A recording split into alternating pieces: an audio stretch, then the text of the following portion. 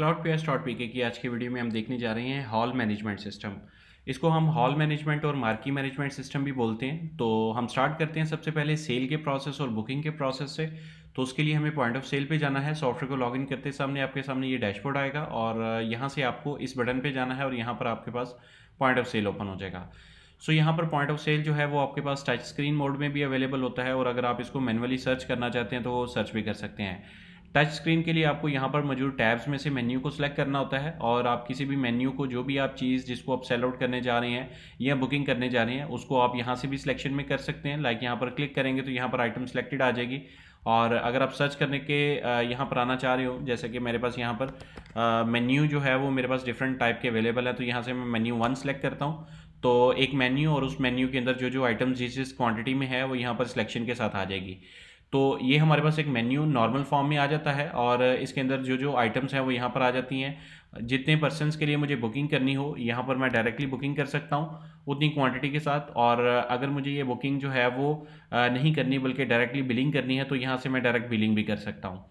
यहाँ पर point of cell के ऊपर रहते हुए हमारे पास कुछ यूज़र टाइप के प्रेफरेंसेस होते हैं और ये यूज़र टाइप की प्रेफरेंसेस आपको यहाँ पर मिल जाती हैं, जिसके अंदर अगर आप प्राइस को एडिटेबल करना चाह रहे हो तो यहाँ से आप चेंज प्राइस को इनेबल करें तो ये आपके पास जो है वो प्राइस चेंजेबल आ जाती है और आप इसको एनी टाइम रेट जो है वो किसी को डिफरेंट और किसी को डिफरेंट रेट जो है वो मार्क कर सकते हैं। उसके अलावा अगर आपने यहाँ पर कोई कॉस्टिंग का मैकेनिज्म बनाया हो तो आप सेम टाइम में इसी जगह पर प्रॉफिट भी देख सकते हैं। और पॉइंट ऑफ सेल हमारे पास फुल स्क्रीन मोड में भी अवेलेबल होता है। अगर आप ये चाहते हैं सर्च के बाद डायरेक्टली वो क्वांटिटी पे चला जाए कोई भी आइटम सर्च के लिए तो इसको आप यहाँ से इनेबल कर सकते हैं। अगर आपने सब टोटल को एडिटेबल करना हो तो वो भी आप कर सकते हैं। और यहाँ पर डिफरेंट टाइप की हमारे पास जो है वो ऑप्शंस होती हैं जिसको एज ए यूज़र प्रेफरेंस आप चेंज कर सकते हैं। और ये यूज़र बाय यूज़र होती है, यानी एक यूज़र जब लॉगिन होता है तो उसके लिए डिफरेंट प्रेफरेंस होती है, जब दूसरा यूज़र लॉगिन होता है तो उसके लिए डिफरेंट प्रेफरेंस होती है। तो उसके बाद ये प्रेफरेंस ऑल टू ऑल जो है वो परमिशन बेस्ड होती है। अगर आप ये परमिशन किसी को देना चाहते हैं तो तब वो वर्क करेगी, अदरवाइज़ वो वर्क नहीं करेगी। इसके साथ साथ सिस्टम के अंदर जो है वो शॉर्टकट्स भी अवेलेबल होते हैं जिसको शॉर्ट की हम बोलते हैं, जो कि आप डिफरेंट ऑपरेशंस के लिए यूज़ कर सकते हैं। और अगर आपके पास ड्यूल मोड में स्क्रीन लगी हो तो आप बिलिंग स्क्रीन कस्टमर साइड पे भी व्यू करवा सकते हैं। इसके साथ साथ आपके पास यहाँ पर रजिस्टर चल रहा होता है। रजिस्टर इस मोड में चल रहा होता है कि जब यूज़र होता है उसने एक दिन में जितनी बुकिंग की होती है उसकी जितनी पेमेंट कलेक्शन होती है वो रजिस्टर क्लोजिंग टाइम पे आपको जो है वो पेमेंट पे करके जा रहा होता है। जितनी पेमेंट उसमें से ऑनलाइन होती है उसकी सारी समरी आप यहाँ पे देख सकते हैं। और क्लोजिंग टाइम में इस वक्त जितना उसके पास कैश अवेलेबल होगा वो यहाँ पर आ रहा होगा और ओपनिंग जो आपके पास कैश होगा उसके साथ उसको काउंट करके और जितनी भी जैज़ कैश इजी पैसा बैंक ट्रांसफ़र जो भी हुआ उसकी सारी समरी आपकी यहाँ पर होती है, जिसको वो प्रिंट करके और साथ में आपको जो है वो कैश अटैच करके जो है वो at the end of closing जो है वो दे के जा रहा होता है। तो ये हमारे पास कुछ बेसिक ऑप्शंस थी जो कि पॉइंट ऑफ सेल की हद तक है। अब हम आ जाते हैं बुकिंग की हद तक। तो बुकिंग के लिए फॉर एग्जांपल यहाँ पर मैं 50 लोगों की बुकिंग करने जा रहा हूँ और फॉर एग्जांपल मेरे पास मेन्यू 1 ही है और मेन्यू 1 के साथ फॉर एग्जांपल वो इसके साथ कोई ऐसी चीज़ ऐड करवा रहा है जो कि इस मेन्यू में नहीं है, तो वो यहाँ पर आप फर्दर भी ऐड कर सकते हैं और उसकी जितनी क्वांटिटी होगी वो भी यहाँ पर कर सकते हैं और रेट भी सारी बात आप सेट कर सकते हैं। और उसके बाद मैं जो है वो बुकिंग के सेक्शन में जाना चाह रहा हूँ तो यहाँ पर मैं बुकिंग के सेक्शन पे आऊँगा और यहाँ पर बुकिंग की टाइमिंग वगैरह मैं सेलेक्ट कर सकता हूँ। और यहाँ पर एक इससे पहले एक चीज़ और मैं आपको बताना चाहूँगा कि अगर फॉर एग्जांपल वो कस्टमर आपका एग्जिस्टिंग है और अगर आप उस कस्टमर को जो है वो सर्च करना चाह रहे हैं तो आप यहाँ पर कस्टमर के टैब से जो है वो सर्च कर सकते हैं। और अगर आपके पास वो कस्टमर न्यू है तो आप प्लस के बटन से नया कस्टमर भी ऐड कर सकते हैं। फॉर एग्जांपल उसामा के नाम का जो है वो मैं यहाँ पर कस्टमर ऐड करता हूँ। उसामा का जो भी फ़ोन नंबर होगा वो यहाँ पर आप नोट कर लेंगे और अगर उसकी फ़र्दर डिटेल आपने ऐड करनी है तो आपने एडवांस ऑप्शन से जाकर उसकी फ़र्दर डिटेल भी ऐड कर सकते हैं। अभी मैं ऐड कस्टमर करता हूँ तो ये मेरे पास ये कस्टमर जो है वो ऐड हो जाएगा और ऐड के साथ साथ जो है वो मेरे पास सिलेक्शन भी हो जाएगी इस कस्टमर की। इसके बाद लेट्स सपोज अगर मैं इस कस्टमर को चेंज भी करना चाहूँ तो मैं फर्दर भी चेंज कर सकता हूँ और सर्च करना चाहूँ तो मैं सर्च भी कर सकता हूँ। अब ये मेरे पास मेन ऑप्शंस और मेन्यू मेरे पास सिलेक्टेड हो चुका हुआ है और अब मैं बुकिंग पे जा रहा हूँ तो मैं बुकिंग के टैब पे जाऊँगा। जिस दिन की मुझे बुकिंग करनी है वो डे मैं सिलेक्ट करूँगा यहाँ से और अपनी टाइमिंग सेलेक्ट करूँगा बुकिंग की। अगर यहाँ पर कोई कस्टमर मुझे एडवांस अमाउंट दे के जा रहा है, फॉर एग्जांपल 1000 रुपये मुझे एडवांस दे के जा रहा है और उसके साथ साथ मैं यहाँ पर हॉल सेलेक्ट करूँगा कि किस हॉल के लिए मेरी बुकिंग हो रही है। ये हॉल आप अपनी मर्ज़ी से ऐड कर सकते हैं और मैनेज कर सकते हैं। इसके अंदर होने वाली शिफ्ट्स जो इस वक्त अवेलेबल होंगी यानी इस टाइम ड्यूरेशन में अवेलेबल होंगी वो यहाँ पर आपके पास आ जाएंगी और उनमें से आपने शिफ्ट को सिलेक्ट कर लेना है और यहाँ पर आपके पास जो भी अमाउंट के रिलेटेड या कोई भी कमेंट होगा तो वो यहाँ पर आप एज अ कमेंट ऐड कर सकते हैं। और जैसे ही आप ऐड बुकिंग के बटन पे क्लिक करेंगे ये बुकिंग आपकी सिस्टम में ऐड हो जाएगी और उसके साथ आपकी कस्टमर के लिए रिसिप्ट भी बन जाएगी जो कि कस्टमर को आप दे देंगे और इसके अंदर सारी डिटेल होगी कि क्या चीज़ है आपकी जिसकी बुकिंग हुई है और कितनी क्वांटिटी कितने लोगों के लिए है और कितनी अमाउंट आप दे के जा रहे हैं और जितनी आपने एडवांस अमाउंट दे दिया वो रिमेनिंग अमाउंट भी यहाँ पर आपके पास आ जाएगी। तो ये हमारे पास नॉर्मल बुकिंग करने का पैटर्न था। जब बुकिंग करवा ली जाती है तो आपके पास कैलेंडर के अंदर आपकी तमाम की तमाम बुकिंग्स आपको नज़र आ रही होती हैं कि कौन से दिन पे मेरी कौन सी बुकिंग है और उनकी क्या क्या डिटेल्स हैं। इसके साथ साथ अगर आप ये देखना चाह रहे हो कि मेरे पास हॉल के अंदर कौन कौन से किन किन दिन पे अवेलेबिलिटी है तो उसके लिए आपने यहाँ पर मार्की के सेक्शन में आके और इसके कैलेंडर के सेक्शन में आ जाना है। जितनी यहाँ पर आपको ग्रीन नज़र आ रहे हैं मैंने अभी सिस्टम के अंदर दो हॉल बनाए हुए हैं और दोनों की दो दो शिफ्ट्स बनाई हुई हैं। सो मेरे पास टोटल यहाँ पर 4 सेक्शन है। अगर आपके ज़्यादा होंगे तो यहाँ पर आपको ज़्यादा नज़र आ जाएंगे। जो जो मेरे पास बुकिंग होगी उनका कलर चेंज होगा और जो अवेलेबल स्लॉट्स होंगी उनको ग्रीन कलर में यहाँ पे शो करवाया जा रहा होगा। यहाँ से आपको एक ओवरव्यू भी मिल जाता है। ये स्क्रीन आपके सामने होगी, जब भी कस्टमर आएगा आप यहाँ से देखकर उसको बता सकते हैं कि हमारे पास इस दिन में ये स्लॉट्स अवेलेबल हैं। तो उसके अकॉर्डिंगली आपके पास इजीली जो है वो बुकिंग के लिए आपको एक आइडिया मिल जाएगा कि मैंने किस किस दिन पे कौन कौन सी बुकिंग करनी है। इसके बाद फॉर एग्जांपल हम लास्ट स्टेप के अंदर देख रहे थे कि हमने एक बुकिंग की है तो बुकिंग के साथ अगर कस्टमर आ जाता है कि यार मैंने बुकिंग तो आपसे की थी लेकिन मेरे पास बुकिंग में थोड़ी चेंजेस हैं, मेरे बंदे थोड़े इंक्रीज़ हो गए हैं तो काइंडली मेरी बुकिंग जो है वो चेंज कर दें। तो आपने बुकिंग के सेक्शन में आके अपकमिंग बुकिंग में आना है और यहाँ पर आके आपने उस कस्टमर को सर्च कर लेना है। फॉर एग्जांपल मैंने उसामा के नाम की बुकिंग की थी तो यहाँ पर मैंने सर्च किया उसामा तो मेरे पास ये आ गया है। अब इसके अंदर मैं चेंजेस करना चाह रहा हूँ तो मैंने एक्शन के बटन पे जाके एडिट बुकिंग डिटेल में चला जाऊँगा। तो यहाँ पर मेरे पास फॉर एग्जांपल वो कहता है कि जी मेरे 50 बंदे की बजाय ना 100 बंदे हो गए तो आप इसका 100 कर दें। तो यहाँ पर मैं 100 कर देता हूँ और यहाँ पर मैं दूसरी अमाउंट को भी 100 कर देता हूँ। अगर पैकेज में कोई आपने फर्दर डिस्काउंट देना हो तो वो भी आप दे सकते हैं। इसके बाद अगर तो बुकिंग को आपने मज़ीद फाइनलाइज ही करना है तो आप बुकिंग के बटन पे जाएंगे और अगर आपने इसको चेकआउट करना है यानी कस्टमर के आज के दिन पे ही आपने चेकआउट के टाइम पर आ गया है तो आपने जस्ट चेंजेस के बाद डायरेक्टली पेमेंट के सेक्शन में चला जाना है। तो मैं अभी फ़िलहाल इस बुकिंग को अपडेट कर रहा हूँ जो कि इवेंट से पहले की बुकिंग है मेरी। बुकिंग पहले अपडेट हो रही है तो उसके लिए मैंने अपडेट के सेक्शन में जाना है। यहाँ पर उसका हॉल और शिफ्ट आ जाएगी। अगर आप इसको चेंज करना चाह रहे हो जबकि जैसा कि मैंने लोगों को बढ़ाया है तो ये हॉल उसको फुलफ़िल नहीं कर सकता, दूसरा हॉल फुलफ़िल कर सकता है तो मैं इसको मॉडिफाई कर सकता हूँ। और उसके बाद एडवांस अमाउंट वो मुझे 1000 रुपया दे के गया था। फॉर एग्जांपल अब मज़ीद वो मुझे 10,000 रुपया दे गया है तो यहाँ पर मुझे 11,000 रुपया टोटल लिखना है। तो 11,000 रुपया लिखूंगा, 1,000 जो पहले वो दे गया था और 1,000 10,000 अभी जो मुझे दे के जा रहा है। तो टोटल मेरे पास एडवांस अमाउंट उसकी जो है वो 11,000 रुपया आ चुकी है। और उसके साथ मैं अपडेट बुकिंग करूंगा तो इसकी फर्दर फिर से रिसिप्ट जनरेट हो जाएगी जिसको मैं कस्टमर को अगर देना चाहूँ तो मैं यहाँ पर रिसिप्ट दोबारा से दे सकता हूँ। इसके बाद मेरे पास जो बुकिंग है वो कंप्लीट हो चुकी हुई है और फॉर एग्जांपल ये मेरे पास आज के दिन पे जो बुकिंग चल रही थी यानी आज के दिन पे जो बुकिंग थी और मेरे पास हॉल में भी चल रही हैं वो आ जाते हैं कि जी भाई हमारा बिल फाइनलाइज कर दें, हम आपको बाकी रिमेनिंग पेमेंट दे के तो अपनी इवेंट को क्लोज़ करना चाह रहे हैं। तो यहाँ पर टुडे बुकिंग पर आप यहाँ से डायरेक्टली भी क्लिक करेंगे तो यहाँ पर आ जाएगी।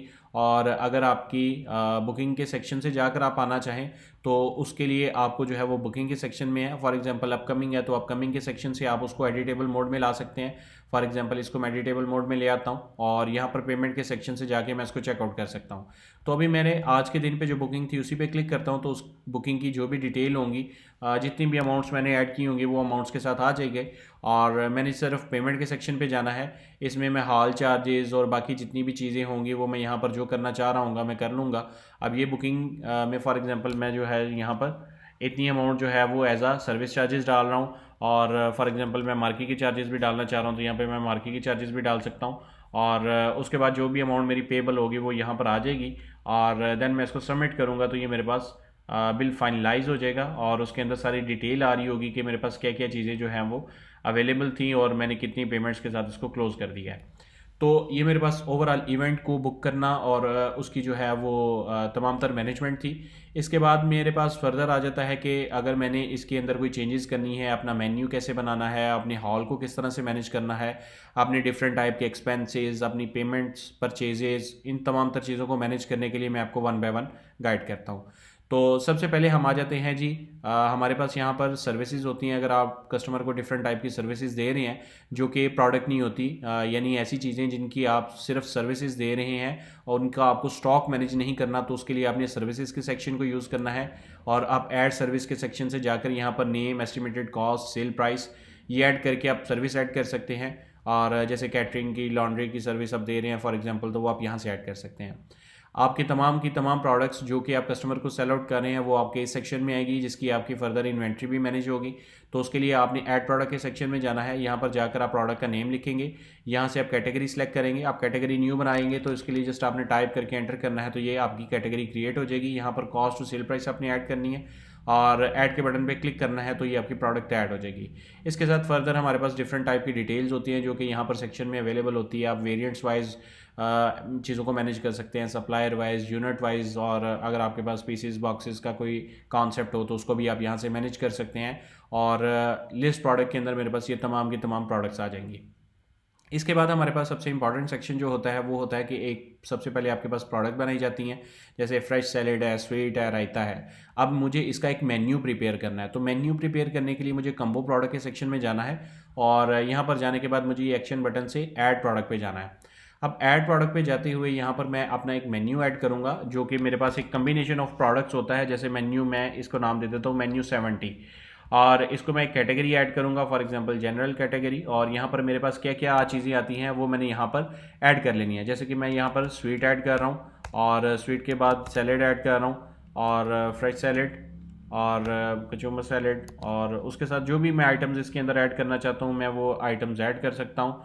और लाइक सिंपल राइस, अब इसकी जितनी जितनी क्वांटिटी होगी वो मैं यहाँ पर ऐड कर दूंगा। और इनकी जो जो प्राइसेस मुझे ऐड करनी है, फॉर एग्जांपल स्वीट का मैं 100 लगाऊंगा, इसका 200 लगाऊंगा, इसका मैं 300 लगाऊंगा, तो इनका टोटल जो प्राइस बनेगी ये मेरी सेलिंग प्राइस आ जाएगी।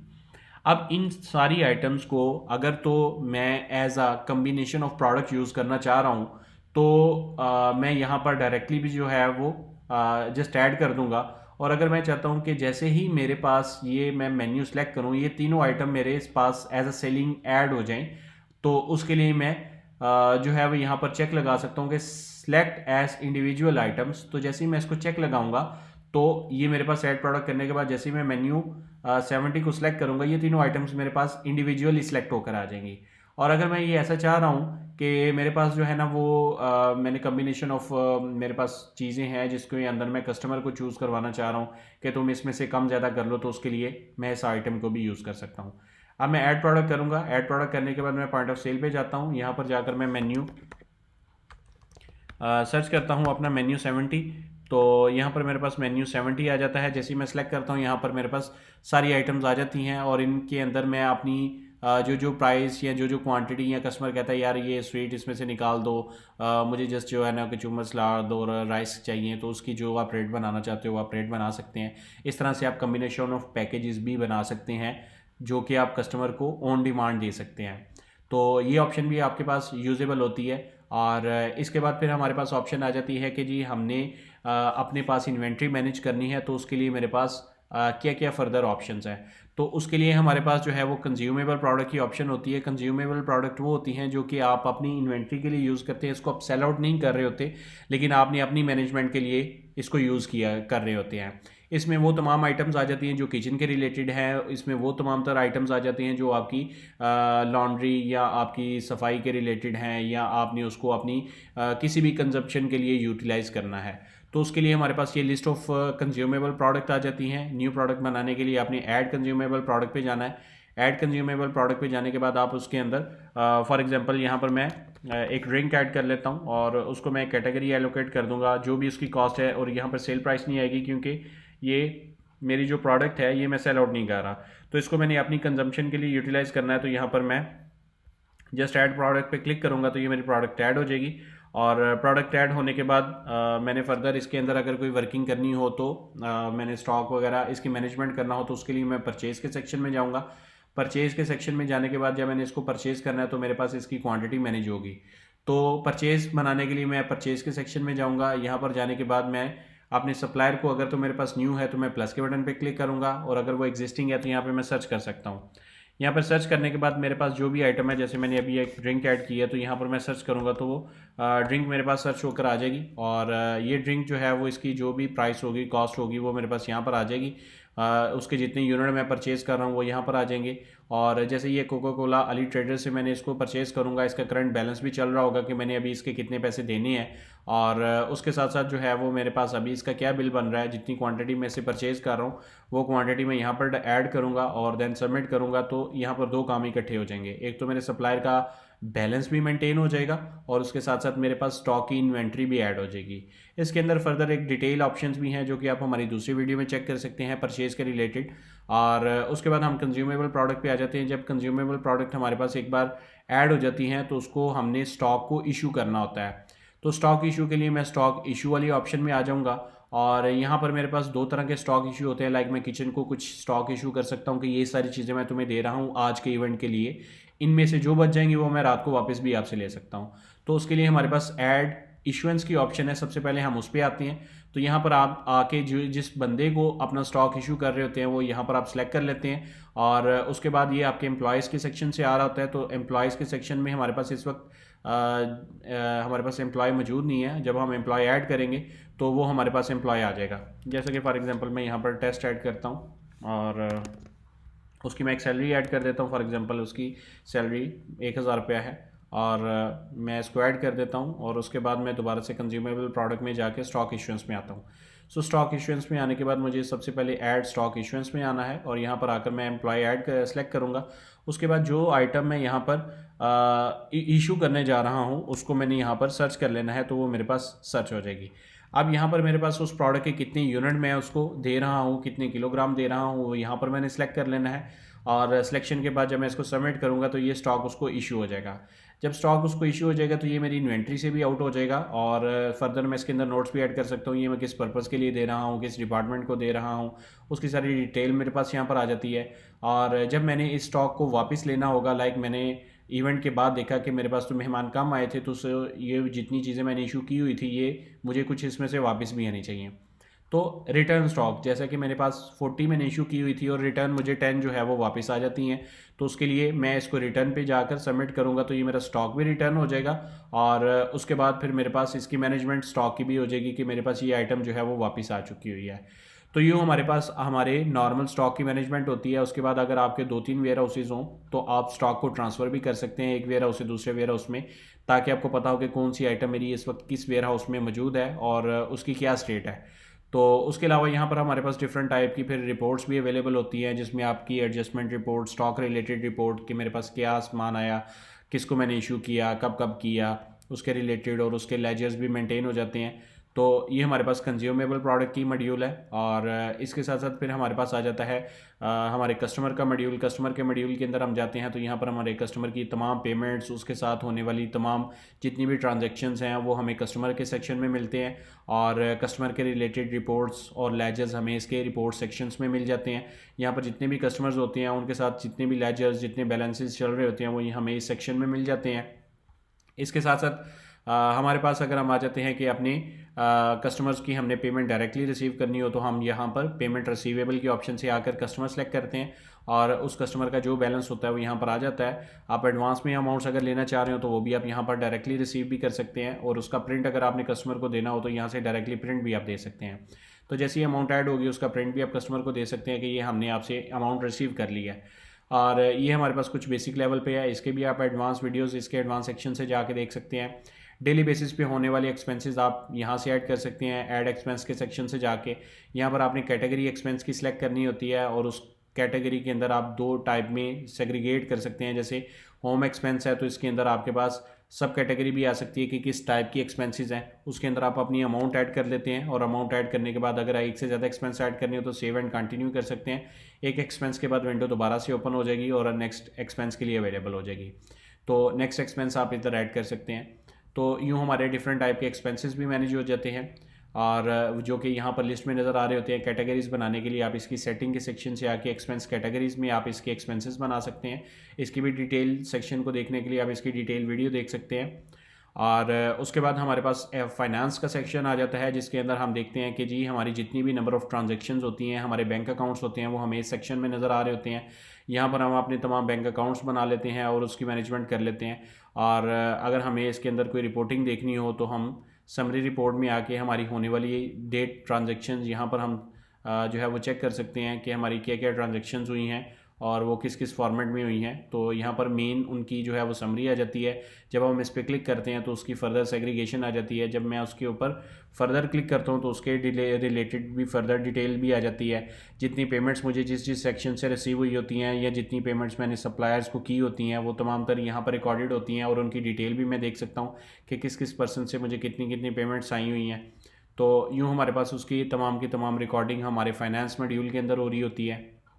तो यहाँ पर हमारे पास ये सारे मैनेजमेंट है। उसके बाद हमारी यूज़र मैनेजमेंट आ जाती है। अगर आप अपने डिफरेंट टाइप के यूज़र्स बनाना चाह रहे हैं तो उसको डिफरेंट टाइप की सॉफ्टवेयर की परमिशंस देंगे, तो उसके लिए हमारे पास ग्रुप परमिशन की ऑप्शन होती है। यहाँ पर आप मल्टीपल ग्रुप्स क्रिएट कर सकते हैं। अब यहाँ पर मेरे पास ऑलरेडी जीएम और कुछ ग्रुप्स क्रिएटेड है। अगर मैं इसकी परमिशन चेंज करना चाहूँ तो मैं इस परमिशन के सेक्शन पर आ जाऊँगा और यहाँ पर जिस जिस चीज़ की परमिशन मैंने उसको देनी है उसको चेक लगा दूंगा और बाकी सेक्शन को अनचेक कर दूंगा।